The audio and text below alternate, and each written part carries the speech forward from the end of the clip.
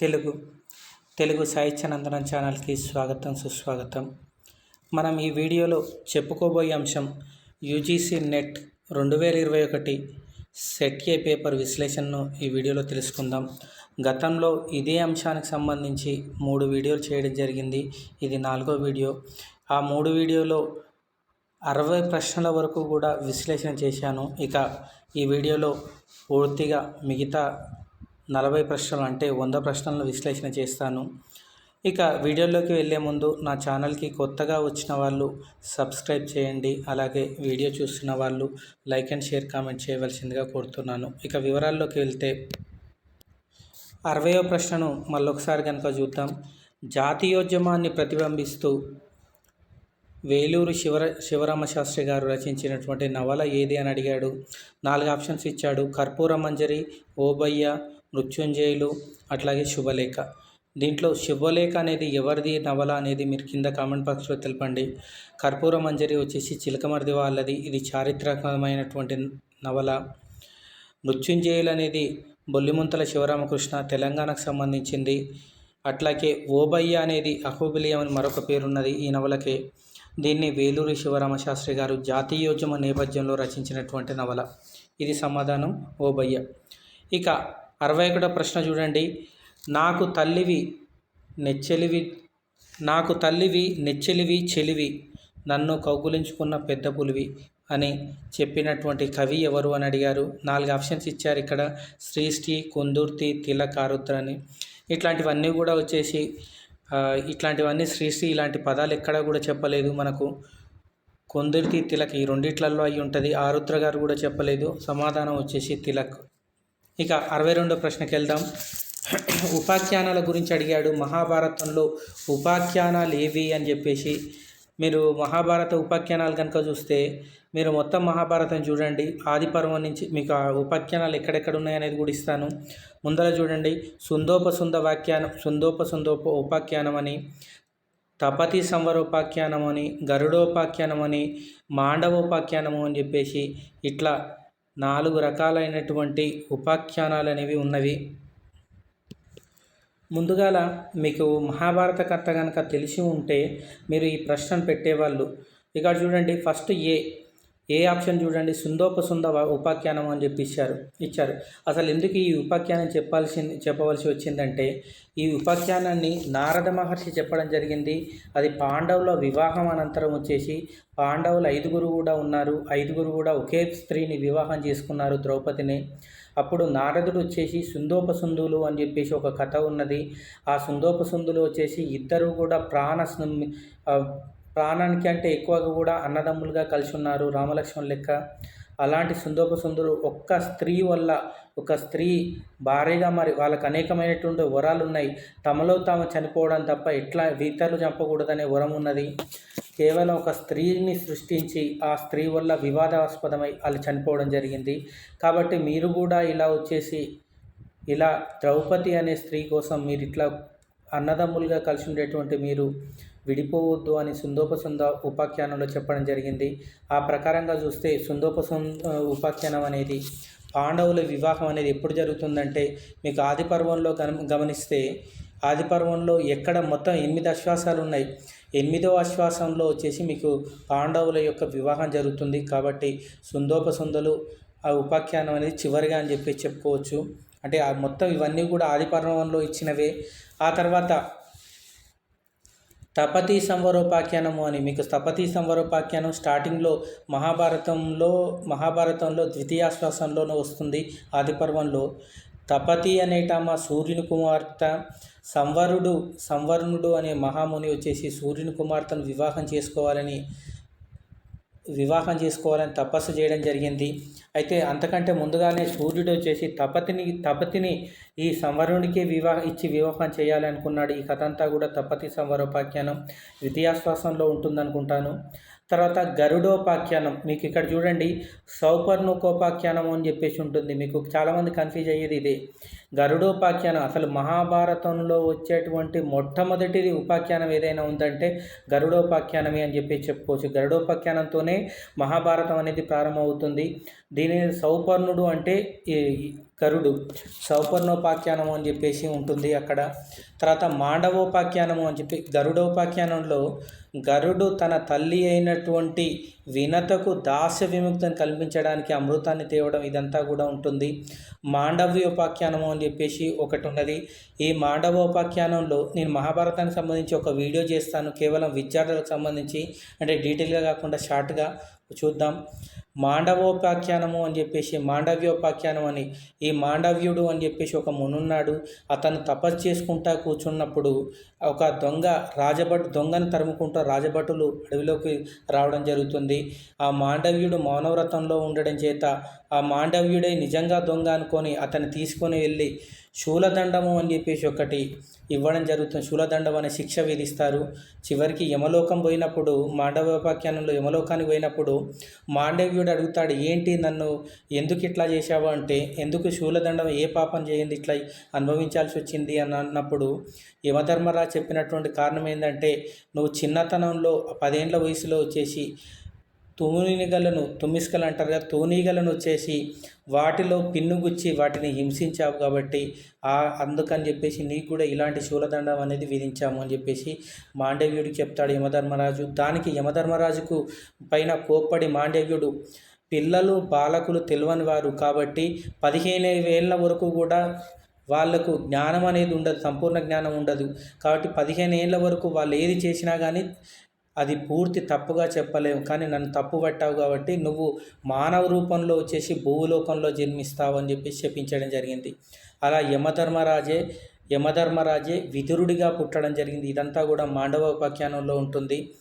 మీకు ఈ కథలన్నీ కూడా ఎక్కడ ఉన్నాయంటే మీకు ఈ పుస్తకం ఏది, ఈ పుస్తకం ఒకటి ఉన్నది, ప్రశ్నోత్తర కౌముది అని. దాంట్లో మహాభారతంలో వచ్చేసి ప్రధాన ఘట్టాలని ఉదంకుడిది ఫస్ట్, ఉదంకోపాఖ్యానం, తర్వాత సౌపర్ణకోపాఖ్యానం, శకుంతలోపాఖ్యానం, తపతి సంవరోపాఖ్యానం, పంచేంద్రోదయోపాఖ్యానం, తర్వాత సుందోపాఖ్యానం, ఇదంతా కూడా రావడం జరుగుతుంది. ఇట్లా మీకు ఇక్కడ 18 పర్వాలలో 11 పర్వాలలో ఏమున్నాయి ఇదంతా కూడా నేను ఒకసారి వీడియో చేస్తాను. మీరు కింద కామెంట్ బాక్స్లో చెప్పండి చెయ్యాలా వద్దనేది. ఇక్కడ చూడండి, ఉపాఖ్యానాల వరుసగా వచ్చేసి కనుక చూస్తే చిట్ట చివరిది ఇంతకుముందు కనుక్కున్న సుందోపసుందులి మొట్టమొదట వచ్చేసి దీంట్లో ఉన్న లిస్టులో గరుడోపాఖ్యానం రావాలి. సి అనేది మొదట రావాలి, ఏ అనేది చివరిలో రావాలి. మొట్టమొదట సి వచ్చింది, రెండో ఆప్షన్, కాబట్టి 2 అనేది సరైనటువంటి సమాధానం. తర్వాత దిగ్నజుడి ప్రస్తావన కలిగినటువంటి రచన ఏది అని అడిగాడు. దిగ్నజుడి ప్రస్తావన కలిగినటువంటి రచన ఏది అని, కాళిదాసు రచన ఈ కావ్యం ఏది అని అడిగాడు. ఒకటి దిగ్నజుడు ఏం రచించాడు అనేది మనకు తక్కువ ఐడియా రాలేదు. సంస్కృత కవి దిగ్నజుడు అనేట ఆయన ఏం రచించాడంటే కుందమాల అని చెప్పేసి ఒక రచన చేశాడు. ఈ కుందమాలలో వచ్చేసి కుందమాల అనే రచన చేశాడు. ఇది ఎక్కువగా కుందమాలలో ప్రకృతి వర్ణనలు అనేవి ఎక్కువగా ఉంటాయి, ఆశ్రమ వర్ణనలు అనేవి ఎక్కువగా ఉంటాయి. మనకు ఎందుకంటే ఆ రచన వస్తే మీకు ఐడియా అనేది వస్తుంది. ఆశ్రమ వర్ణన కింద ఆప్షన్ ఇచ్చాడు, రఘువంశం, కుమార సంభవం, మాలవికాగ్నిమిత్రం, మేఘ సందేశం అని. దీంట్లో చూడండి, రఘువంశం అనగానే రాముని చరిత్ర, కుమార సంభవం అనగానే కుమారస్వామి చరిత్ర, అగ్నిమిత్రం ఒక రాజుల నాటకము ఇది. మేఘ సందేశంలో మాత్రం ఒక యక్షుడు మేఘానికి సందేశం పంపించడం. ఈ మేఘ సందేశంలో అనేకరమైనటువంటి ఋతువులు 6 ఋతువులను కూడా వర్ణిస్తాడు. కాబట్టి సమాధానం వచ్చేసి మేఘ సందేశం. ఆ తర్వాత ప్రశ్న చూద్దాం. 64వ ప్రశ్న, విష్ణు పురాణాన్ని వచనంతో రచించిన వాళ్ళు ఎవరు అని అడిగారు. వచనంలో అంటే పద్యంలో కాదు, వచనంలో. ఒకటి తుపాకుల ఆనంద భూపతి, రెండోది సీతారామ సిద్ధాంతి, మూడోది వెన్నెలకంటి సూరన్న, నాలుగోది దిట్టకవి వెంకటాచార్యులు. ఇక్కడ కనుక చూస్తే ఇక్కడ చూడండి, మొట్టమొదట ఈ నలుగురు కూడా విష్ణు పురాణాన్ని రాశారంటే ఈ నలుగురు రాశారు. తెలుగులో తొలి పురాణము ఏది అంటే పశుపతి నాగనాథుడు రచించినటువంటిది. ఆ తర్వాత రచించింది వెన్నెలకంటి సూరన్న రచించాడు. మరి వచనంలో ఎవరు రచించారంటే మీకు చూడండి, ఇక్కడ విష్ణు పురాణ కర్తలు కనుక చూస్తే నందిమలయ గంటి సింగన్న విష్ణు వరహ పురాణాన్ని రచిస్తే, పశుపతి నాగనాథుడు విష్ణు పురాణాన్ని తొలి విష్ణు పురాణం రచించారు. వెన్నెలకంటి సూరన్న విష్ణు పురాణాన్ని రచించారు రెండోసారి. తుపాకుల అనంత భూపాలుడు వచనంలో రచించడం జరిగింది. ఇక్కడ సమాధానం వచ్చేసి తుపాకుల అనంత భూపాలుడు వచనంలో రచించినటువంటి కవి. అంటే ఆప్షన్ 1. తర్వాత 25వ ప్రశ్న చూద్దాం. తిక్కన భారతాన్ని ఏమని పేర్కొన్నాడు అని చెప్పేసి అడిగారు. ఆప్షన్ ఏ కథ, బి కావ్యం, సి పుణ్యప్రబంధం, డి మహాకావ్యం. మనకు సింపుల్గా ఇక్కడనే తెలిసిపోతుంది. కథ అనలేదు, కావ్యం అనేది ఇది ఒక ప్రక్రియలు కాబట్టి ఈ రెండింటిని కూడా ఈయన అనలేదు. అన్నది సి పుణ్యప్రబంధం, మహాకావ్యం ఈ రెండింటిని అన్నాడు. సి మరియు డి అంటే రెండోది ఆన్సర్. చూడండి, తిక్కన భారతంలో ఉండేటువంటి ఉపాఖ్యానాలు కనుక చూస్తే ఇక్కడ కవితా గుణాలు అనేది కూడా అడిగాడు ఒకసారి. తిక్కన కవితా గుణాలు సజీవ పాత్ర చిత్రణ, నాటకీయ శిల్పం, వ్యంగ్య వైభవం, రసాభ్యుదయం, అర్ధగాంభీరం, తెలుగు నుడికారం. తిక్కన ఉపాఖ్యానాలు శ్రీకృష్ణరాయబారం మొత్తం ఏంటి తిక్కనలో అది వికరాట పర్వం నుంచి ఉండేటువంటి కథలన్నీ కూడా ఉంటాయి. నన్నయ కవితారుత్రిలో వచ్చేసి ప్రసన్న కలితార్థ యుక్తి, అక్షరరమ్యత ఇవన్నీ కూడా ఉండడం జరిగింది. తిక్కన తన ప్రబంధాన్ని ఏమని పేర్కొన్నాడు అంటే పుణ్యప్రబంధం, మహాకావ్యం అని పేర్కొన్నాడు. 66వది చూద్దాం. కాలాన్ని బట్టి కౌల క్రమాన్ని రాయండి అని చెప్పేసి అడిగారు. కౌల క్రమంలో భాసుడు మొట్టమొదట భాసుడు ఇచ్చారు. తర్వాత వామనభట్టు, శ్రీహర్షుడు, భారవి. ఇది సంస్కృత సాహిత్యానికి సంబంధించింది. భాసుడు క్రీస్తు పూర్వం 4వ శతాబ్దం 5వ శతాబ్దంలో ఉన్నాడు. తర్వాత వామనభట్టు 15వ శతాబ్దంలో ఉన్నాడు. శ్రీహర్షుడు 1139లో, భారవి 634లో ఉన్నారు. ఈ క్రమంలో ప్రకారం కనుక చూస్తే మనం ఆప్షన్ 3 కనుక చూడండి. మొట్టమొదట భాసుడు ఉండాలి, భాసుడు ఉన్న ఏ అనేది. తర్వాత డి వచ్చేసి 4, 5 తర్వాత వచ్చేసి 11 డి అనేది ఉండాలి 634. అట్లాగనే ఉంది. సి అనేది శ్రీహర్షుడు 1139, 15వ శతాబ్దం వామనభట్టు. ఇవి ఆర్డర్ కాబట్టి కవుల ఆర్డర్ను కూడా సంస్కృత కవుల ఆర్డర్ను కూడా చెక్ చేసుకోండి. ఈ ఆర్డర్కి సంబంధించి గతంలో ఎక్కువ ప్రశ్నలు అడుగుతుండే. నిర్దేశ వాక్యాలు హేతువార్థకాలకు సంబంధించి గతంలో 2 పేపర్లో కలిపి 15 అడుగుతుండే, ఇప్పుడు కేవలం 5 అడుగుతున్నాడు. అట్లాగే ఆర్డర్ వైజ్ కూడా 10 ప్రశ్నలు అడుగుతుండే, కానీ ఇప్పుడు మాత్రం 5 ప్రశ్నలు అడుగుతున్నాడు. 5 కూడా ఒక 5 ప్రశ్నలు అంటే 10 మార్కులని, అన్నీ కూడా ఇంపార్టెంటే, ఒకసారి చూసుకోవాల్సిందే. తర్వాత చూద్దాం. తర్వాత ప్రశ్న 67వది. నిపాత సూత్రాలకు ఉదాహరణ ఏంటి అని అడిగారు. ఈ నిపాత సూత్రాలు ఏంటివి అనేది చూడాలి. మొట్టమొదట ఈ నిపాత సూత్రాలు అనేది బాల వ్యాకరణంలో వస్తుంది. నేను సమాధానాన్ని వెతకలేదు. దీనికి వచ్చే సమాధానం వచ్చేసి ఆప్షన్ బి ఉన్నది. అంటే బి మరియు సి అంటే పృథ్వీనాభి భూశబ్దమునకు భువియగు, నౌ శబ్దమునకు నావయగు, ఇట్లాంటివి నిపాత సూత్రం అని. కద్రువ నాగమాత అనేది ఉన్నది కదా, అది కూడా నిపాత సూత్రం. ఇట్లా నిపాత సూత్రం అనేది బాల వ్యాకరణంలో ఉన్నది, ఒకసారి చెక్ చేయండి. ఆ తర్వాత ప్రశ్న 68వది. కవిత్వం మదపుటేనుగలాగా ఉండాలని చెప్పినటువంటి కవి ఎవరు అని అడిగారు. కవిత్వం మదపుటేనులాగా ఉండాలి అని చెప్పేసినటువంటి కవి 4 ఆప్షన్ ఇచ్చారు. ఎర్రన, శ్రీనాథుడు, నన్నచూనుడు, తిక్కన. సమాధానం నన్నచూనుడు అన్నాడు. నన్నచూనుడు ఆప్షన్ వచ్చేసి 3వది, నన్నచూనుడు అన్నాడు.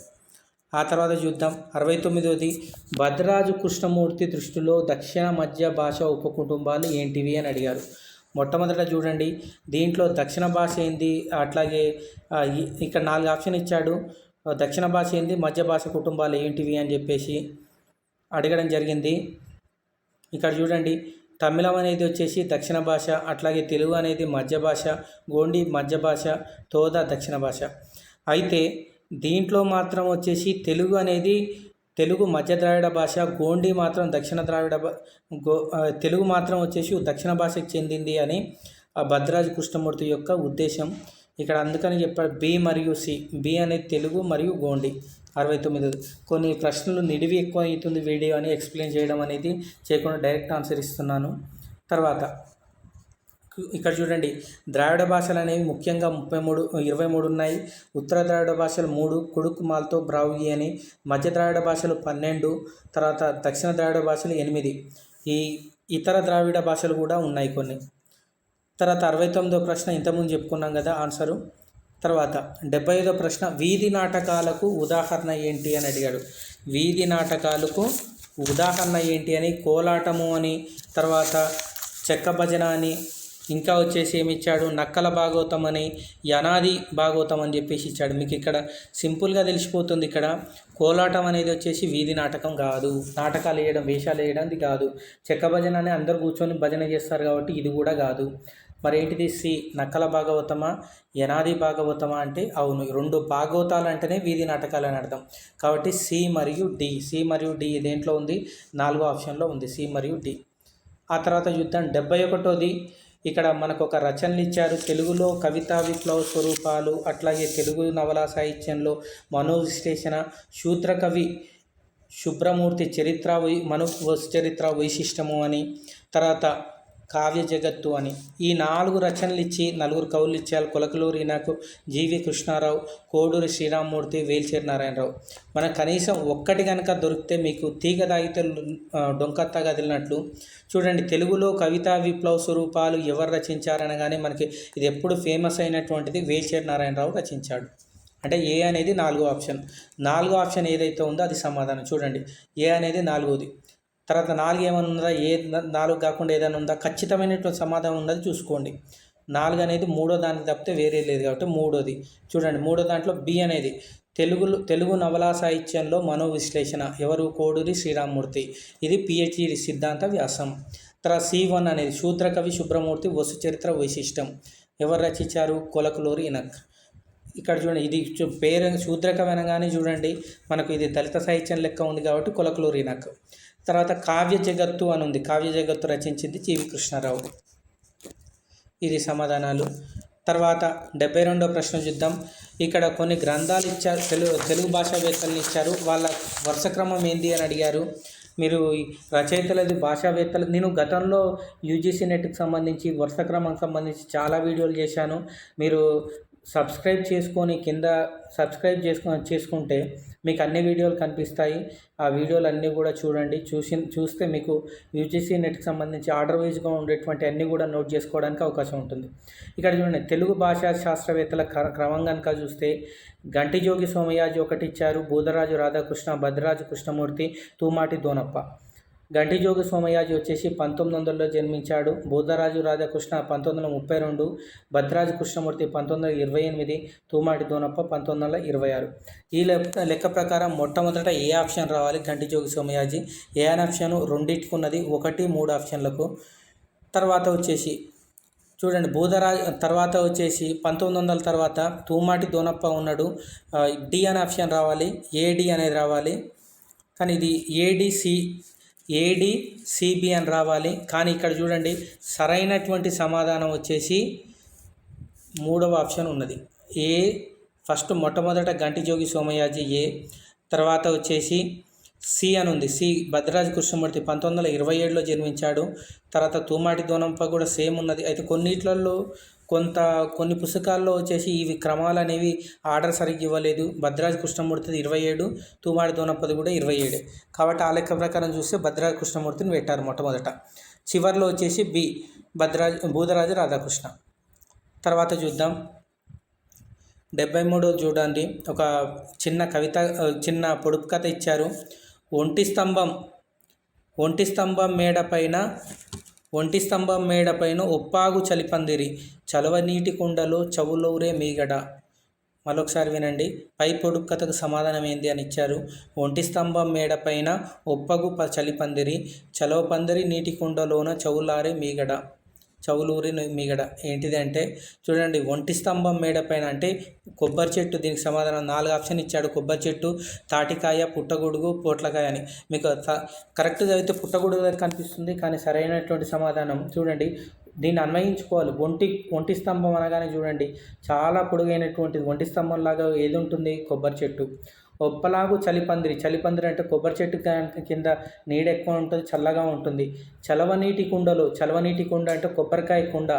చవులూరి మీగడ అంటే మీగడ ఎంత తెల్లగా ఉంటుందో కొబ్బరి కూడా అంత తెల్లగా ఉంటుంది.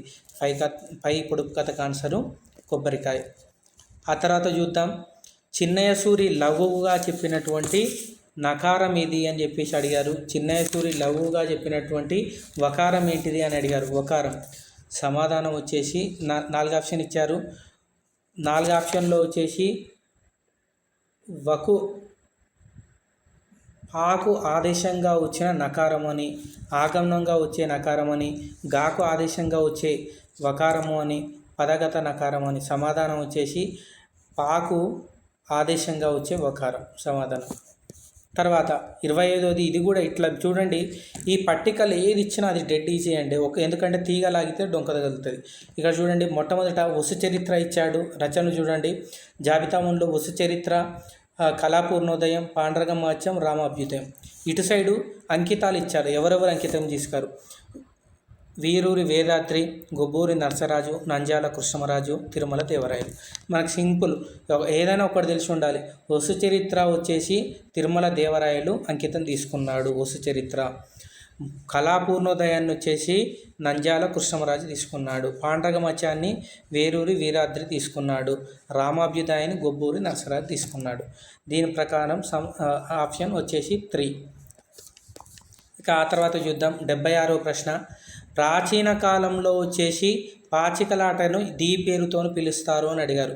ప్రాచీన కాలంలో చూడండి ఏ పేరుతో పిలుస్తారంటే పాచికలాట అంటారు కదా. పాచికలాటగానే అక్షక్రీడ అని చెప్పేసి అంటారు. అక్షక్రీడ అంటారు. దీంట్లో 4 ఆప్షన్ ఇచ్చారు. పగడకాయలు అని, అచ్చనకాయలు అని, సోగాటలు అని చెప్పేసి, పగడసాల అని చెప్పేసి. దీంట్లో సమాధానం వచ్చేసి మనకు సమాధానం సి మరియు డి, అంటే సాగాటలు అట్లాగే పగడసాల. ప్రాచీన కాలంలో పాచికలాటను ఏమంటారంటే సాగాటలు, పగడసాల. ఇవన్నీ దేంట్లో అడుగుతారు? చరిత్ర సంస్కృతికి సంబంధించింది. ఇక ఆ తర్వాత ప్రశ్న చూద్దాం. ఆ తర్వాత ప్రశ్న, పినతండ్రిని అధిరోహించిన చాళుక్య రాజు ఎవరు? పినతండ్రిని చంపి రాజ్యాన్ని అధిరోహించినటువంటి చాళుక్య రాజు ఎవరు అని అడిగారు. ఇక్కడ చూడండి, ఇది కూడా వచ్చేసి చరిత్ర సంస్కృతి సంబంధించింది. ఆప్షన్స్ ఇచ్చాడు. 1వది మొదటి పులకేశి, 2వది రెండవ పులకేశి, 3వది ఆదిత్యవర్మ, 4వది వినయాదిత్యుడు. మీరు చరిత్ర సంస్కృతి కనుక చదివితే మీకు తెలుస్తుంది చాళుక్య వంశుల గురించి. ఎక్కువగా చాళుక్య వంశుల గురించి అడుగుతున్నాడు, ఒకసారి చెక్ చేసుకోండి. 2వ పులకేశి సమాధానం 2వ పులకేశి. తర్వాత 78వది, కృష్ణార్జున సంవాదాన్ని అనే కావ్యాన్ని రచించిన వాళ్ళు ఎవరు అని అడుగుతున్నారు. కృష్ణార్జున సంవాదం మీకు ఇక్కడ 4 ఆప్షన్స్ ఇచ్చారు. ఈ 4గిట్లలో కనుక చూస్తే మొట్టమొదట చదులవాడ మల్లన్న ఏ 1, 2వది నాదెండ్ల గోపమంత్రి, 3వది భద్రకవి లింగన్న, 4వది 2వ ఏకోజీ అని చెప్పేసి ఉన్నది. 2వ ఏకోజీ. ఈ 4 ఆప్షన్లో ఎవరెవరు ఏమేమి రాశారు అనేది మీకు తెలిసి ఉండాలి. చదలవాడ మల్లన్న వచ్చేసి విప్రభాను చరిత్ర, చదలవాడ మల్ల వచ్చేసి చంద్రభాను చరిత్ర అని చెప్పేసి రచించారు. నాదెండ్ల గోపమంత్రి వచ్చేసి కృష్ణార్జున సంవాదం ఇవి రచించాడు. మీకు భద్రకవి లింగన గురించి 2వ ఏకోజీ ఎక్కువగా వచ్చేసి యక్షగానాలు రచించారు. ఈ రచనల గురించి తెలుసుకోవాలి. మొత్తంగా ప్రాచీన సాహిత్యంలో మీకు తెలుస్తుంది. మొత్తంగా సమాధానం నాదెండ్ల గోపమంత్రి, కృష్ణార్జున సంవాదం. ఆ తర్వాత బ్రాహ్మీ భాషలో బహువచన ప్రత్యయాల గురించి అడిగారు. ఇక్కడ బ్రాహ్మీ భాషలో బహువచన ప్రత్యయాలు ఏంటివి? ఖానా, లానా, ఉత్తుకానా, గన్న అని చెప్పేసి అడిగాడు. మీకు బహువచన ప్రత్యయాలు భాషాశాస్త్రానికి సంబంధించి చూడండి. వచనం అనగానే ఏంటి? 3 రకాలు ఉంటాయి. ఏకవచనం, ద్వివచనము, బహువచనము అని చెప్పేసి. అయితే సంస్కృత భాషలో 3 రకాల వచనాలు ఉంటాయి. తెలుగులో ఏకవచనం, బహువచనం 2 ఉంటాయి. సంస్కృతంలో ఏకవచనం, ద్వివచనం, బహువచనం అని ఉంటుంది. అట్లాగనే ద్రావిడ భాషలో మాత్రం 2 రకాలు ఉంటాయి, ఏకవచనం, బహువచనం అని. అయితే ఇక్కడ చూడండి, మీకు ఇది దేవిరెడ్డి రామకృష్ణారెడ్డిలో ద్రావిడ భాషలో తొలి బహువచన ప్రత్యయం ఏది అడిగారు. మీకు చూడండి, ద్రావిడ భాషలో మొట్టమొదటిది ఏంటిది అంటే మొట్టమొదటిది ఏంటిది భాష అని అనుకుంటే బ్రాహ్మీ భాష. ఈ ద్రావిడ భాషలో తొలి బహువచన ప్రత్యయం ఏదంటే ఖాన్ ఉన్నది, తొలి బహువచనం. కాబట్టి మనకు సమాధానంగా వచ్చేసి బ్రాహ్మీ భాషలో తొలిది ఏంటిదంటే ఒత్తుక బహువచన ప్రత్యయం. తర్వాత చూద్దాం. తర్వాత వేణి సంహారంలో నాటకంలో నాయకుడు ఎవరు అని అడిగారు. వేణి సంహారం అనగానే చూడండి, చాలామందికి వేణి సంహారం అనగానే ఎవరు రచించారు వేణి సంహారాన్ని? వేణి సంహారాన్ని ఎవరు రాశారు అనేది చూడాలి. శూద్రకుడు వచ్చేసి మట్టి బండితో చేసేది ఉంటుంది, మృచ్చకటికను రచించాడు. వేణి సంహారం విశాఖదత్తుడు అనుకుంటాను. ఇక్కడ చూడండి, సంస్కృత సాహిత్యానికి సంబంధించినటువంటిది. వేణి సంహారం నాటకంలో నాయకుడు ఎవరు అంటే, అసలు వేణి అంటే ఏంటిది అంటే చూడండి, వేణి అంటే కురులు అని అర్థం, వేణి అంటే వెంట్రుకలు అని అర్థం, సంహారము అంటే దాన్ని తొలగించడం అని చెప్పేసి. మీరు మహాభారతంలో కనుక చూస్తే దుశ్శాసనుడు ద్రౌపదిని వచ్చేసి జుట్టు పట్టుకొని ఆమెను సభకి రావడం అనేది జరిగింది. అప్పుడు ఆమె ఒక ప్రతిజ్ఞ చేస్తుంది. ఆ ప్రతిజ్ఞ ప్రకారం వచ్చేసి దుశ్శాసనుడు రొమ్ము నుంచి ఛాతి నుంచి రక్తాన్ని తన కురులకు అంటిస్తేనే నేను ముడి వేసుకుంటాను అని చెప్పేసి ఒక ప్రతిజ్ఞ చేయడం జరుగుతుంది. అలా వేణి సంహారంలో వచ్చేసి ఆ ప్రతిజ్ఞను చెల్లించినవాడు ఎవరు అంటే, దుశ్శాసనుని చంపినవాడు ఎవరైతే ఉన్నారో ఆయన ఎవరు అంటే భీముడు. ఆ భీముడు వచ్చేసి ఆ దుశ్శాసను నుంచి రొమ్ము చీల్చి చంపినప్పుడు ఆ రక్తాన్ని తీసి ద్రౌపదికి అంటివ్వడం అనేది జరుగుతుంది. ఇలా వేణి సంహారం, కురుల సంహారం అనేది జరుగుతుంది. కృష్ణవేణి అంటారు కదా, పేరు ఒకటి. కృష్ణ అంటే నల్ల అని, వేణి అంటే చీకటి, వేణి అంటే కురులు అని. కృష్ణవేణి అంటే చీకటి అయిన జుట్టు కలది అని చెప్పేసి, నల్లటి చిక్కుని జుట్టు కలది అని చెప్పేసి అర్థం. ఇక్కడ వేణి సంహారం నాటకంలో నాయకుడు ఎవరు అంటే భీముడు. ఇక తర్వాత ప్రశ్న చూద్దాం. తర్వాత ప్రశ్న ఇక్కడ చూడండి, 81వ ప్రశ్న. పరప్రత్యయాలు ఉన్నటువంటి పదాలు ఏంటి అని అడిగాడు. 4 ఆప్షన్స్ ఇచ్చాడు. 1 పరిశుద్ధ, 2 రాముడు అని, 3 కారణం, 4 ప్రశంస అని. ఈ 4 ఆప్షన్లో చూడండి అసలు పరప్రత్యయాలు అంటే ఏంటిది అని కనుక చూస్తే, ప్రత్యయాలు అనేది మీకు దేవిరెడ్డి రామకృష్ణారెడ్డి పుస్తకంలో ఉన్నది. ప్రత్యయాలు అంటే పద నిర్మాణంలో ధాతువు పోగా మిగిలినటువంటి పదాలను ప్రత్యయాలు అని చెప్పేసి అంటారు. ఈ ప్రత్యయాల గురించి చాలాసార్లు వచ్చింది. తెలుగులో ప్రత్యయాలు ధాతువుకు తర్వాత చేరుతాయి అని చెప్పేసి ఉన్నది. అయితే ఆ చేరే స్థానాన్ని బట్టి ప్రత్యయాలను వివిధ రకాలుగా పెట్టారు. ఇది ముఖ్యంగా ప్రాతిపదికను చేరే స్థానాన్ని బట్టి 5 రకాలుగా విభజించారు. 1 మొట్టమొదటిది వచ్చేసి పూర్ణ ప్రత్యయాలు అని, దీన్నే ధాతుపూర్వాలు అని చెప్పేసి అంటారు. 2ది పరప్రత్యయాలు అని, 3వది అంత ప్రత్యయాలు అని, 4ది దేశాలు అని, 5వది లోపకార్థము అని చెప్పేసి 5 రకాల ప్రత్యయాలు ఉన్నది. ఇది ప్రాతిపదికను బట్టి. మళ్ళీ అర్థాన్ని బట్టి కూడా అర్థాన్ని బట్టి కూడా 5 రకాలు ఉన్నది.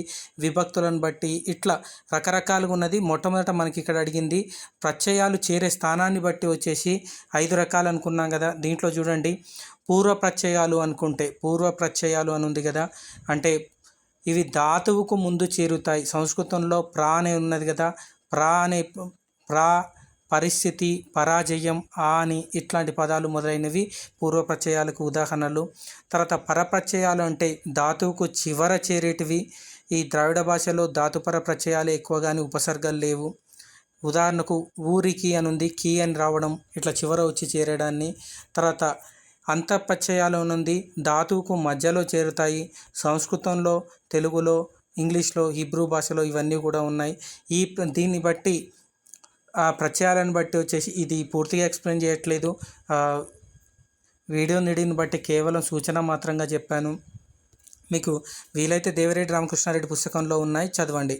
మీకు బాల వ్యాకరణంలో కూడా ఉంటాయి.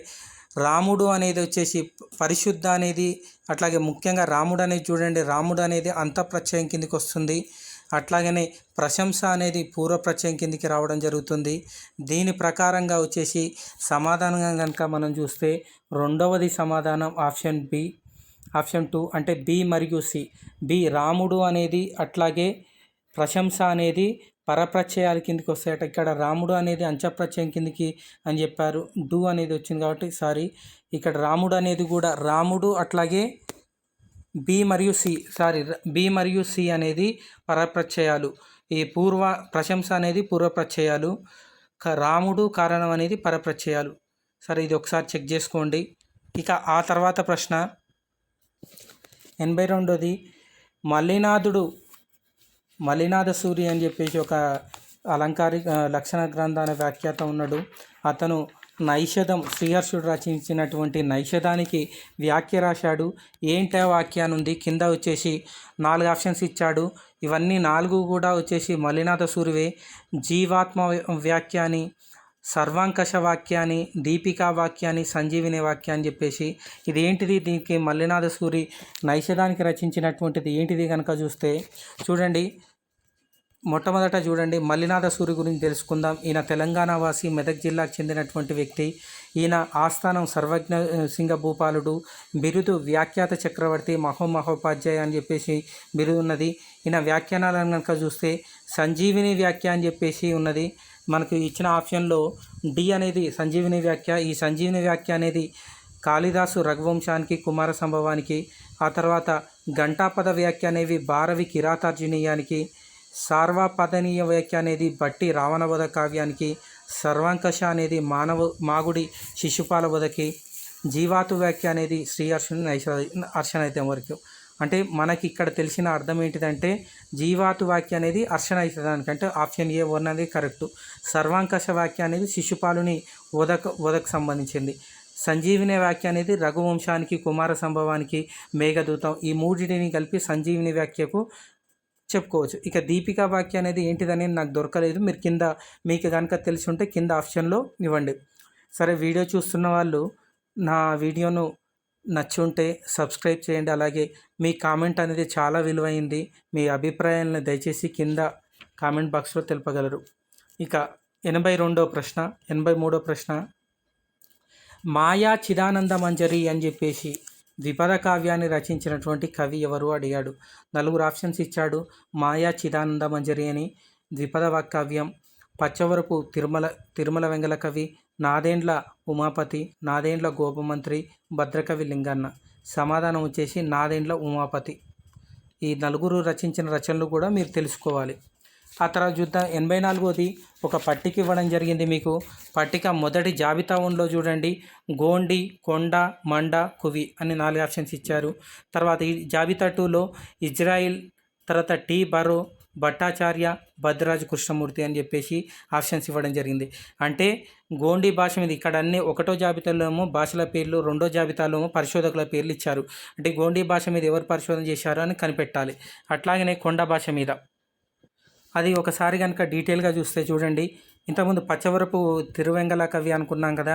ఈయన చొక్కనాథ చరిత్ర, దీన్నే చౌషష్ఠి లీలా విలాసము అని, మధుర పురాణము అని చెప్పేసి ద్విపదలో రచించాడు.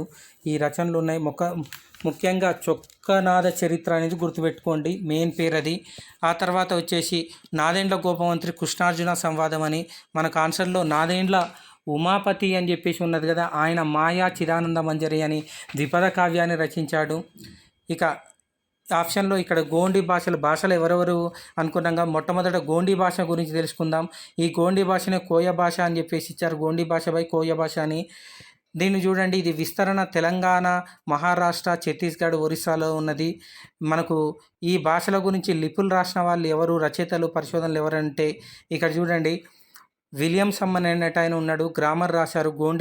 గోండి గ్రామర్ అండ్ వొకాబులరీ అని. తర్వాత ట్రెంచ్ అనేట ఆయన కూడా గోండి గ్రామర్ అండ్ వొకాబులరీ. ఇది అడిగే అవకాశం ఉంది. చూడండి, గోండి భాషకు వ్యాకరణాన్ని, వొకాబులరీ రచించిన వాళ్ళు ఎవరు అని 2 ఆప్షన్లు ఇస్తే విలియమ్సన్ అలాగే ట్రెంచ్ అనేది పెట్టాలి. పిఎస్ సుబ్రహ్మణ్యం వచ్చేసి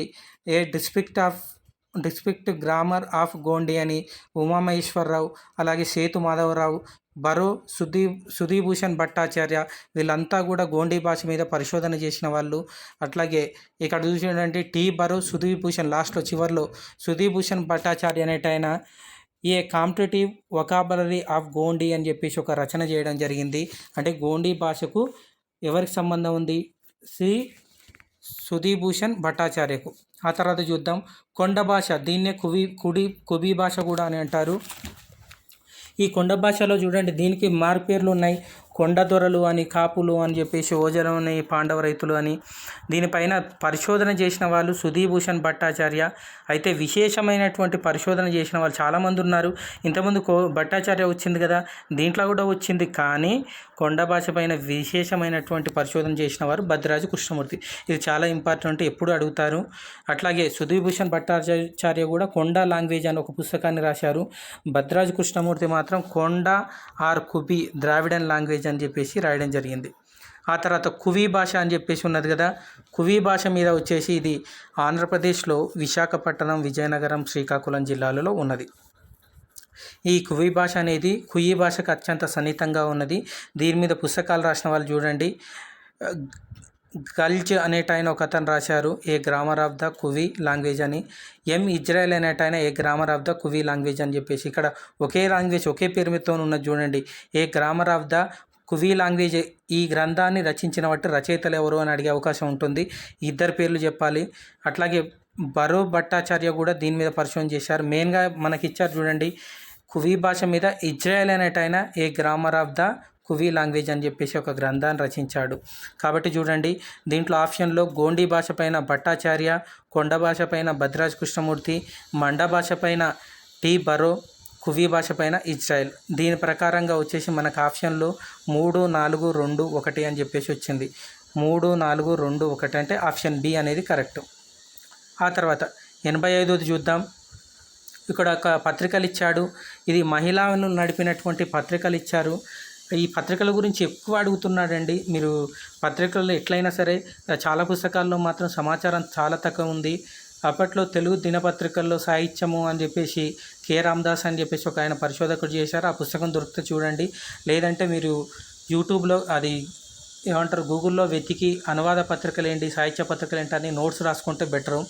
ఇక్కడ చూడండి, మహిళా పత్రికలు కాలక్రమేణా అని ఇచ్చాడు.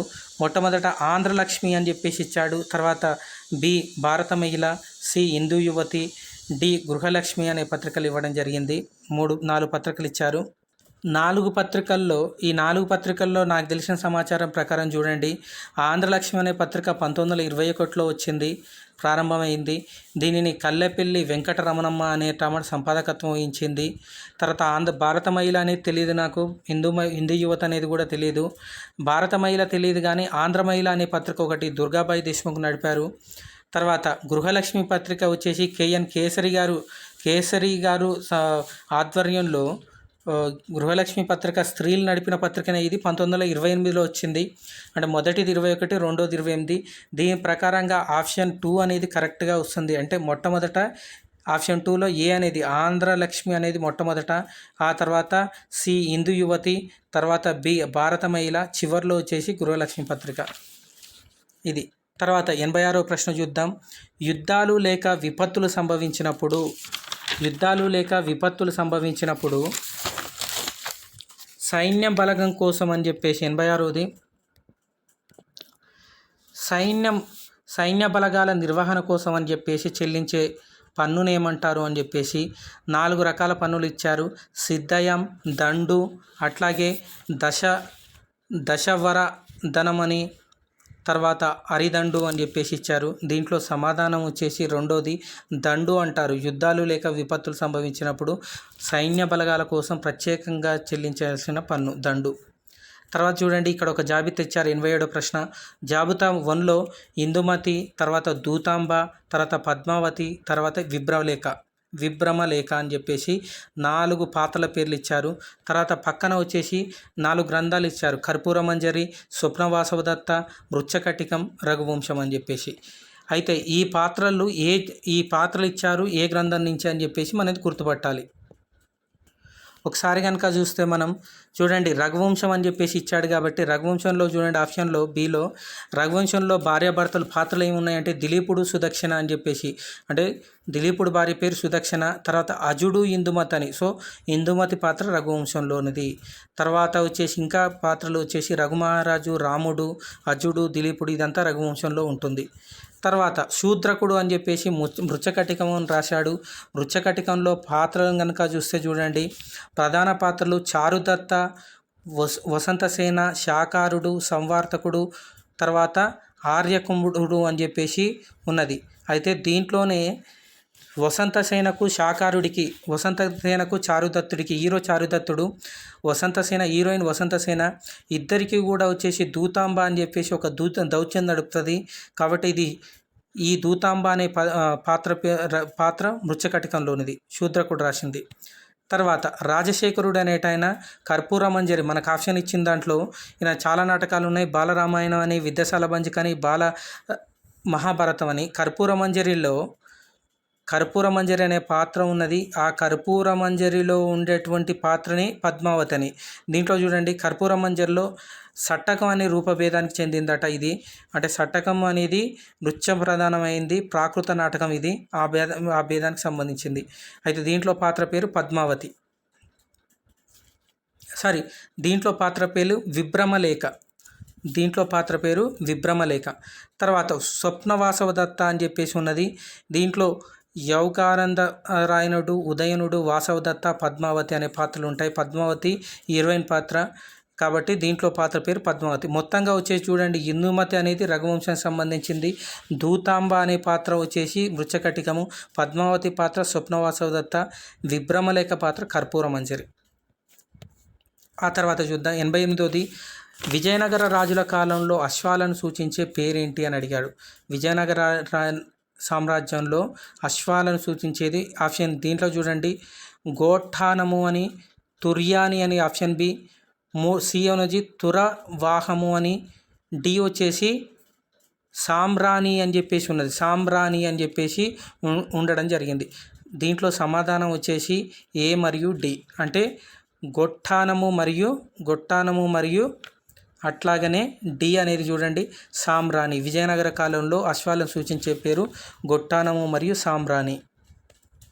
ఆ తర్వాత చూద్దాం. ఆ తర్వాత పాణినికి ముందు 89వ ప్రశ్న, పాణినికి ముందున్న వ్యాకర్తల పేర్లేం పేర్లు అని అడిగారు.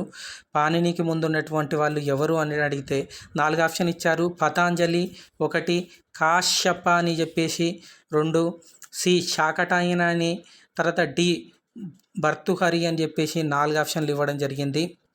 ఇక్కడ కనుక చూస్తే మనం చూడండి, అసలు ఏంది ఇక్కడ పాణిని అనేటాయన ఎవరు అనేది కనుక చూస్తే, పాణిని అష్టాధ్యాయిని అని చెప్పేసి రాశారు. ఇది ప్రపంచంలోనేకెల్లా అద్భుతమైనటువంటి వ్యాకరణ గ్రంథంగా పేరు పొందింది. తెలుగులో సంస్కృతంలో మొట్టమొదటి వ్యాకరణంగా చెప్పుకోవచ్చు. ఈయన 4వ సెంచరీ అంటే 4వ శతాబ్దానికి చెందినటువంటి వ్యక్తి. 4వ శతాబ్దం అంటే ఇక్కడ చూడండి, ఆప్షన్ ఏలో పతాంజలి అనేటాయన 10వ శతాబ్దానికి చెందినటువంటి వ్యక్తి, దాదాపు 10వ శతాబ్దం. కాబట్టి పాణిని కన్నా ముందున్న వ్యాకర్తలు అన్నారు, అంటే ముందున్న వాళ్ళు, అంటే పాణిని కంటే 2వ శతాబ్దం 3వ శతాబ్దం ఇట్లా ముందున్న వాళ్ళు కనుక చూస్తే 10వ శతాబ్దం, కాబట్టి పతాంజలి అనేది కరెక్ట్ కాదు. తర్వాత చూడండి, కాశ్యప శకటాయనుల గురించి తెలియదు, కానీ భర్తృహరి మాత్రం 5వ శతాబ్దానికి చెందినవాడు. కాబట్టి 5, 10 ఉంది కాబట్టి 4 కంటే తక్కువ ఉండాలి. కాబట్టి బి మరియు సి కావచ్చు మనకు ఆన్సర్. అంటే కాశ్యప మరియు శాకటాయన ఈ ఇద్దరు కూడా పాణిని కంటే ముందున్నటువంటి వ్యాకర్తలు. ఆ తర్వాత చూద్దాం, వీరేశలింగం గారి జీవిత చరిత్రను ఆధారంగా చేసుకొని పద్యకావ్యం రచించినటువంటి రచయిత్రి ఎవరు అని అడిగారు. వీరేశలింగం జీవిత చరిత్రను ఆధారం చేసుకొని దాంట్లో 4 ఆప్షన్స్ ఇచ్చారు. కనపర్తి వరలక్ష్మమ్మ, ఇలివందల సరస్వతీదేవి, కొటికలపూడి సీతమ్మ, పులికుర్తి లక్ష్మీ నరసింహాంబ.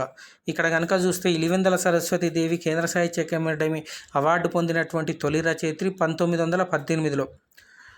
ఈమె వచ్చేసి చాలా రచనలు చేసింది. వీరేశలింగం 1900 చూడండి, వీరేశలింగం 1848లో జన్మించాడు ఆయన. ఈమె 1918లో. వీరేశలింగం జీవిత చరిత్ర పద్యకావ్యంగా చేయాలంటే దాదాపు సమకాలికులు అయ్యి ఉంటే బాగుండేది, కాబట్టి కాకపోవచ్చు. ఈమె సిలివెందల సరస్వతి దేవి కాదు. కొటికలపూడి సీతమ్మ చూడండి, కొటికలపూడి సీతమ్మ 1874లో, అంటే వీరేశలింగం గారికి సమకాలంలో ఉన్న రచయిత్రి. ఈమె వీరేశలింగం గారి స్త్రీ విద్య విషయంలో తోడ్పడ్డారు. ఇక్కడ మనకు క్లియర్గా కొటికలపూడి సీతమ్మ అనేటిది కొందరు చాలామంది అడిగారు, యూట్యూబ్లో నుంచి అది ఏంది గూగుల్లో నుంచి తీసి పెడుతున్నారు, ఏదైనా పుస్తకంలో పెట్టితే బాగుంటుండే సార్ మీవి అన్నారు. కానీ చాలా నేను అంశాలను పుస్తకంలో వెతకానండి, కొన్ని మాత్రం దొరకలేదు, దొరికినవి మాత్రం పెట్టాను, మిగతాయి గూగుల్లో పెట్టాను. తర్వాత చూడండి వీరేశలింగం గారి స్త్రీ విద్య కోసం తోడ్పడినటువంటి కొటికలపూడి సీతమ్మ అనేటామా, ఈమె రచనలు కనుక చూస్తే అహల్యాబాయి చరిత్ర, సాధు రక్షక శతకం, గీతాసారము, సతీ ధర్మములు, ఉపన్యాసమాలిక, ఉన్నత స్త్రీ విద్యతో పాటుగా కందుకూరి వీరేశలింగం గారి చరిత్రను కూడా రచించాలి కొటికలపూడి సీతమ్మ. కాబట్టి సమాధానం వచ్చేసి కొటికలపూడి సీతమ్మ. ఇక 91వ ప్రశ్న చూద్దాం. ఒక పద్యం ఇచ్చాడు 91వ ప్రశ్న. ఆ 91వ ప్రశ్న చూడండి. పద్యం కనుక ఒకసారి కనుక చూస్తే,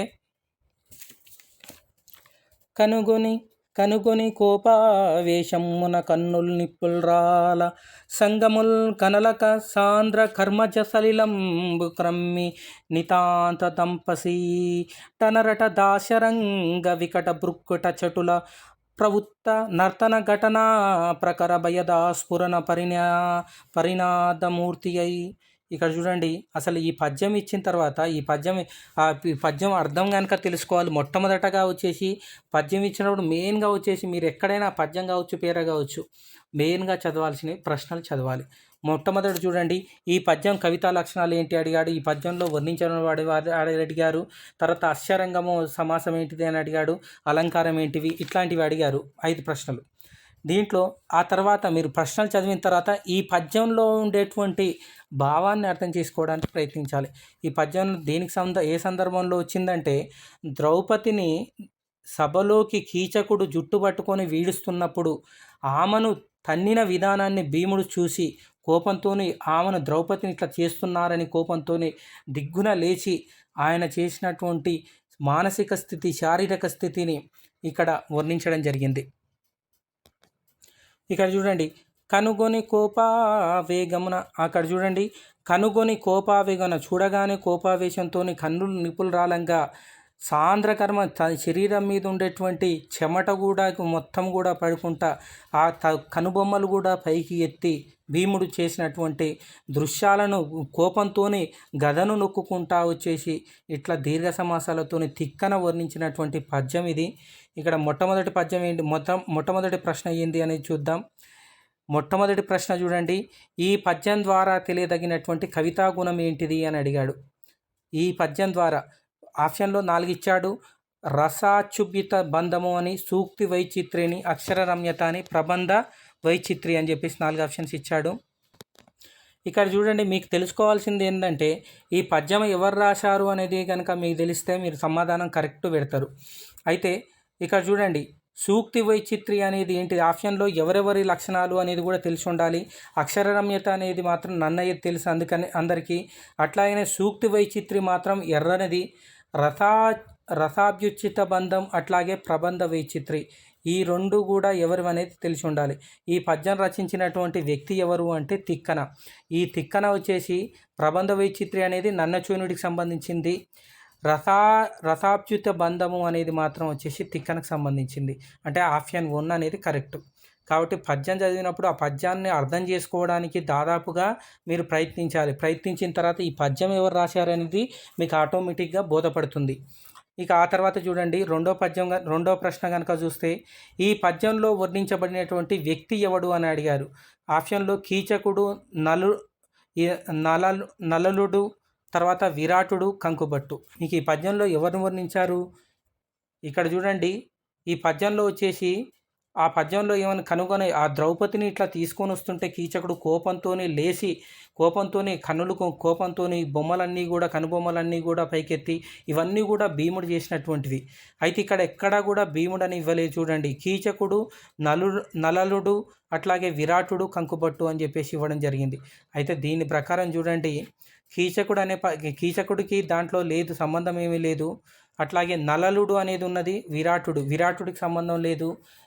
తర్వాత వచ్చేసి కంకుబట్టు అనేది ధర్మరాజుకు అజ్ఞాతవాసంలో ఉండేటువంటి పేరు. ఇక్కడ చూడండి, నలలుడు అనేది మాత్రం సరైనటువంటి పేరు. నలలుడు అనేది సరైనటువంటి పేరు. నలలుడు అనేది భీముడి యొక్క మరొక పేరు కాబట్టి భీముడు అని పెట్టుకోవచ్చు ఆన్సర్. తర్వాత చూడండి, మూడో ప్రశ్న ఏమని ఇచ్చాడో చూడండి. పద్యానికి సంబంధించి అస్యరంగము అనేది ఏ సమాసము అని చెప్పేసి ఇచ్చాడు. అస్యరంగము అనేది బహుఋషి. అస్యము అంటే ఏంటిది? కలడు కలది కలవాడు వస్తే బహురుషి సమాసం ఇది. కాబట్టి దీనిది వచ్చేసి బహురుషి సమాసం అస్యరంగము. ఆ తర్వాత 4వ ప్రశ్న దీనికి సంబంధించి పై పద్యంలో అలంకారం ఏంటి అని అడిగాడు. లాటానుప్రాసం, అర్ధపత్తి, అట్లాగే ఉపమ, రూపకము అని చెప్పేసి ఇచ్చాడు. మనకు తెలుసు లాటానుప్రాసం అంటే మనకు తెలుసు, ఉపమ అంటే పోలిక అని తెలుసు, రూపకం అంటే అభేదం లేకపోవడం అని చెప్పేసి మనకు తెలుసు. మరి ఏంటిది ఇది అనేది చూద్దాం. దీంట్లో చూడండి, లాటానుప్రాసం మనకు తెలుసు, రూపకం తెలుసు, ఉపమ తెలుసు కదా. అర్ధపత్తి అంటే ఏంటిది అనేది తెలియదు కదా. దీంట్లో చూడండి, అర్ధపత్తి అంటే వాచ్యంగా చెప్పకపోయినా, అంటే నోటితో చెప్పకపోయినా కానీ ధ్వనుల వల్ల, అంటే ఆయన కోపంతో కస్సు బుసలాడడం, అట్లాగే బుస కొట్టడం, ఇట్లాంటి ధ్వనుల వల్ల అతని యొక్క కోపంగా ఉన్నాడా సంతోషంగా ఉన్నాడని చెప్పేదాన్ని, ఆయన స్వభావాన్ని కనుక చెప్తే దాన్ని అర్ధపత్తి అంటారు. ఇక్కడ మనకు పద్యంలో అదే ఉన్నది, భీముడి యొక్క స్వభావాన్ని దాని ప్రవర్తన చెప్తున్నారు కాబట్టి ఇది సమాధానం అర్ధపత్తి అని చెప్పేసి చెప్పుకోవచ్చు. అర్ధపత్తి. ఆ తర్వాత చూడండి, ఇక తర్వాత ప్రశ్న 5వది లాస్ట్ ప్రశ్న. ఈ పద్యంలో నర్తనం చేస్తుంది ఎవరు? నర్తనం చేస్తుంది ఏంటి అని అడిగాడు. 95వది నర్తనం చేస్తుంది ఏంటి అని అడిగి పద్యంలో చూడండి, కనులు కమ్మిన చెమట చుక్కలు, వంకర తిరిగిన కనుబొమ్మలు, దంతపీడన. దంతాలు ఎట్లాగూ నర్తనం చేయవు. మీకు సమాధానం చూడండి, వంకర తిరిగినటువంటి కనుబొమ్మలతోని కోపంతో పైకి కిందికి అంటున్నాడట. అందుకని వంకర తిరిగేటువంటి కనుబొమ్మలు అనేవి నర్తనం చేస్తున్నాయి. ఇక తర్వాత చివరి ప్రశ్న తర్వాత వచ్చేసి ఇక్కడ ఒక వచన కవిత ఇచ్చారు చూడండి. ఇక్కడ వచన కవితను కనుక చదివితే చూడండి ఒకసారి. ఒకడు మావాడే మహాగట్టివాడు, మకుటం లేని మహారాజయ్యేవాడు, కానీ ముసల్దాన్ని మసక కన్నుల దాన్ని, మూలమూల కూర్చున్న దాన్ని మనువు చేసుకోవాలనే ఉబలాటంతో మంచి చెడ్డ మర్చిపోయాడు, మర్యాదలను అతిక్రమించాడు, మరి పనికిరాడు. ఇది ఒకటి.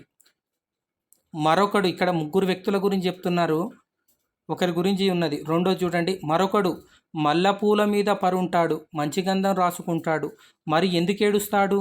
మంచి పనివాడు, మాకు నచ్చినవాడు, మంత్రనగరానికి వెళ్ళొచ్చినవాడు, మాతో పాటు నడుస్తానంటాడు, మరి నిజంగా వస్తాడా? ఇది రెండోది. ఇక 3వ వ్యక్తి చూడండి, 3వవాడు, అరే వీడు చిచ్చర పొడుగు, ఎండలో నడిచే మనుషులకి గొడుగు ముందుకు అడుగు వేసిన అడుగు. అరే వీడు చిచ్చర పెరుగు, ఎండలో నడిచే మనుషులకి గొడుగు ముందుకు వేసిన అడుగు అని 3వవారి గురించి. తర్వాత చివర్లో, మాకు చిన్నానే కానీ అన్నన్న ఈ మధ్య విదేశాల మీద చౌకబారు పానీయాలు సేవించి మత్తుగా పడుకున్నాడు, మరి ఇప్పట్లో లేవడు. ఇట్లా ఈ వచన కవితను గనక చదివితే మనకు 4 వ్యక్తుల గురించి చెప్తున్నట్లు మనకు అర్థమవుతున్నది. ఆ 3 వ్యక్తుల గురించి ఎవరు అనేది చూద్దాం. ఇది ఏ గ్రంథం అనేది మనకు వచన కవిత అనేది తెలవాలి. చూడండి, మొట్టమొదట దీంట్లో 3 వ్యక్తులు ఎవరంటే, 1 విశ్వనాథ గురించి, 2 కృష్ణశాస్త్రి గురించి, 3 శ్రీశ్రీ గురించి. ఈ 3 గురించి చెప్పడం జరిగింది. మొట్టమొదట విశ్వనాథ గురించి వచ్చేసి చూడండి, ఒకడు మావాడే మహాగట్టివాడు. ఈ కవితను ఎవరు రాశారనేది తెలవాలి మీకు. ఈ కవితను రాసిన వారు అమృతం కురిసిన రాత్రిలో తిలక్ రాశారు. తిలక్ చూడండి, భావకవిత్వంలో రచించిన వాడు, సాంప్రదాయంలో ఉన్నవాడు. కాబట్టి తిలక్ను దృష్టిలో పెట్టుకొని మనం ఆలోచించాలి. ఇక్కడ చూడండి, విశ్వనాథ గురించి, ఒకడు మావాడే మహాగట్టివాడు, మకుటం లేని రాజయ్యేవాడు, కానీ ముసల్దాన్ని మసక కన్నుల దాన్ని, మారుమూల కూర్చున్న దాన్ని మనువు చేసుకోవాలని ఉబ్బలాటంతో మంచి చెడ్డ మర్చిపోయాడు, మర్యాదలను అతిక్రమించారు, మరి పనికిరాడు.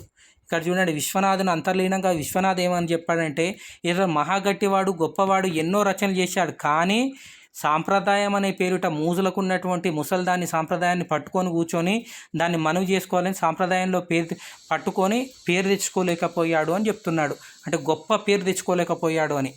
తర్వాత రెండోది చూడండి, మరొకడు మల్లెపూల మీద పరుంటాడు, సుగంధాలు రాసుకుంటారు, మరి ఎందుకు ఏడుస్తాడు? మంచి పనివాడు, మాకు నచ్చినవాడు, మంత్రనగరానికి వెళ్ళొచ్చినవాడు, మాతో పాటు నడుస్తా అంటాడు, మరి నిజంగా నడుస్తుందా? ఇది భావకవిత్వానికి సంబంధించి తిలక్ రాసించింది. తిలక్ చెప్పినటువంటిది కృష్ణశాస్త్రి గురించి. అంటే కృష్ణశాస్త్రి మల్లెపూల భావకవిత్వంలో రాశాడు కాబట్టి మల్లెపూలు ప్రకృతి వర్ణిస్తాడు. మాలాంటి వాడే, మాతో పాటు నడిచిన వాడే, మాతో పాటు వస్తాడు అంటున్నాడు కానీ చివరి వరకు భావకవిత్వంలో ఉంటాడా లేకపోతే వేరే కవిత్వం రాస్తాడా అనేది తెలియదు అని చెప్పేసి అంటున్నాడు. మూడోవాడి గురించి చూడండి. మూడోవాడు ఇది శ్రీశ్రీ గురించి రచించింది. మూడోవాడు అరే వీడు చిన్న చిచ్చర పిడుగు, ఎండలో నడిచే మనుషులకు కొడుగు, ముందుకు వేసిన అడుగు. ఇక్కడ చూడండి, వీళ్ళందరి పరిధుల కంటే ఒక అడుగు ముందుకేసి విప్లవం ప్రజల గురించి ఆలోచించాడు కాబట్టి శ్రీశ్రీ గురించి ఈ మాట అన్నాడు. ఇది వచన కవితను అర్థం చేసుకుంటే మీరు గనక దీన్ని ప్రశ్నకు సమాధానం పెట్టుకోవచ్చు. ఇక్కడ చూడండి ఆప్షన్లో ఈ కవిత ఏ గ్రంథంలో ఉంది అని అన్నాడు. ఒకటోది ఖడ్గ సృష్టి, రెండోది మంటలు మానవుడు, మూడోది అమృతం కురిసిన రాత్రి, 4 అగ్నిధార. మనం ఇంతకుముందు చెప్పుకున్నాం బాలగంగాధర తిలక్ రాసిందని, కాబట్టి ఇది అమృతం కురిసిన రాత్రి గ్రంథంలో ఉంది. సరే, ఇంకా మరించి చివరిలోకి వచ్చింది. మరింత ముందుకెళ్లే ముందు నా ఛానల్కి కొత్తగా వచ్చిన వాళ్ళు సబ్స్క్రైబ్ చేయండి. అలాగే వీడియో చూస్తున్న వాళ్ళు మీ అభిప్రాయాన్ని కనుక కామెంట్ బాక్స్లో చెప్తే నాకు ప్రోత్సాహకరంగా ఉంటుంది, మరిన్ని వీడియోలు చేయడానికి ఉంటుంది. లైక్ చేయండి తప్పకుండా. ఇక్కడ చూడండి మరొకటి. తర్వాత ప్రశ్న కనుక చూస్తే ఈ కవితలో 97ది ఈ కవితలో నిజంగా వస్తాడా అని అనుమానం వ్యక్తం చేసిన కవి ఏ కవిని ఉద్దేశించి అన్నాడు అని చూడండి. రెండో దాంట్లో ఉన్నాడు చూడండి. మరొకడు మల్లెపూల మీద పరుంటాడు, మంచి గంధం రాసుకుంటాడు, మరింజుతు కేడుస్తాడు, మంచివాడు మాకు నచ్చినవాడు, మంత్రనగరానికి వెళ్ళొచ్చినవాడు, మాతో నడుస్తానంటాడు, మరి నిజంగా నడుస్తాడా? ఇది ఎవరి గురించి? ఇంతకుముందు చెప్పుకున్నాం, కృష్ణశాస్త్రి గురించి. కృష్ణశాస్త్రి ఏ కవి? ఎట్లాంటి కవి? భావకవి, అభ్యుదయ కవి, విప్లవ కవి, చేతనవర్తన కవి? భావకవి, కాబట్టి భావకవిని సంబంధించింది. తర్వాత ప్రశ్న చూద్దాం. తర్వాత ప్రశ్న, ఈ కవితలో మర్యాదలను అతిక్రమించి పనికిరాని వాడిగా ముద్ర వేయించుకున్న కవి ఎవరు? మనకు సింపుల్గా తెలిసిపోతుంది. ఫస్ట్లో అన్నాడు, ఒకడు మావాడి మహాగట్టివాడు మనువును పెళ్లి చేసుకోవాలని ఉబలాటంతో మంచి చెడ్డ మర్చిపోయి మర్యాదలను అతిక్రమించాడని విశ్వనాథ గురించి అన్నాడు. విశ్వనాథ సత్యనారాయణ సాంప్రదాయక రచనలు చేశాడు కాబట్టి సాంప్రదాయ కవిని గురించి. ఇక్కడ 4 ఆప్షన్లు ఇచ్చాడు. సాంప్రదాయ కవి, ఆధునిక కవి, విప్లవ కవి, దిగంబర కవి. సాంప్రదాయ కవిని గురించి అన్నాడు. ఇక ఆ తర్వాత ప్రశ్న చూద్దాం. ఈ కవితలో విదేశీ చౌకబారు పానీయాలు సేవించి అనడంలో ఉద్దేశం ఏంటి అని చెప్పేసి అడిగారు.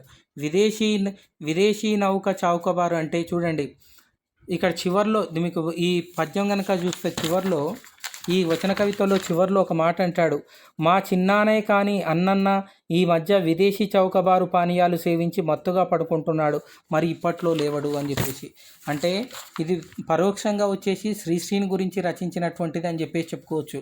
అంటే విదేశీ కవితా ధోరణులు అయినటువంటి ఆదివాసీ కథ లాంటి కవితల ధోరణులు మీరు మహాప్రస్థానం కనుక చూస్తే 42 కవితలలో దాదాపు 30 కవితల దాకా ప్రాచీన ఈ ఆంగ్ల కవులు రచించినటువంటి కవితలకు ఇన్స్పిరేషన్గా చూసి రచించినటువంటివే శ్రీశ్రీ రాసినాయి. కాబట్టి ఇక్కడ చూడండి ఆప్షన్స్ ఇచ్చాడు. 1 కవిత విదేశీ కవితా ధోరణులు, 2 విదేశీ మద్యం, 3 విదేశీ నాగరికత, 4 విదేశీ శీతల పానీయాలు. అంటే సమాధానం విదేశీ కవితా ధోరణులు.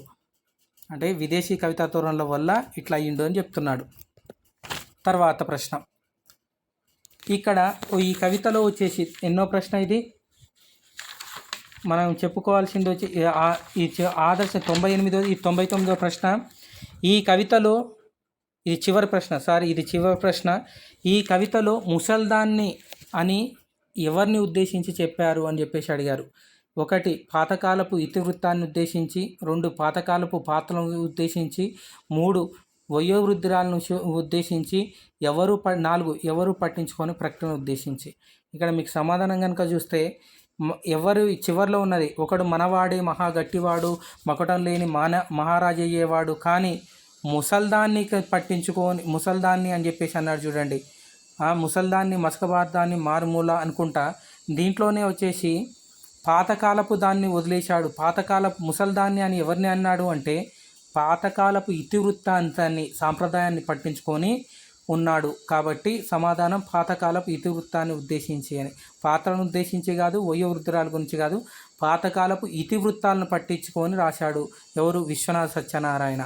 ఇది అండి మీకు డీటెయిల్గా వచ్చేసి చెప్పాను. UGC net 2021. మీ అందరూ కూడా ప్రిపేర్ అవుతున్నారు కదా, ఆల్ ద బెస్ట్. నా ఛానల్కి కొత్తగా వచ్చిన వాళ్ళు సబ్స్క్రైబ్ చేయడం మర్చిపోవద్దు.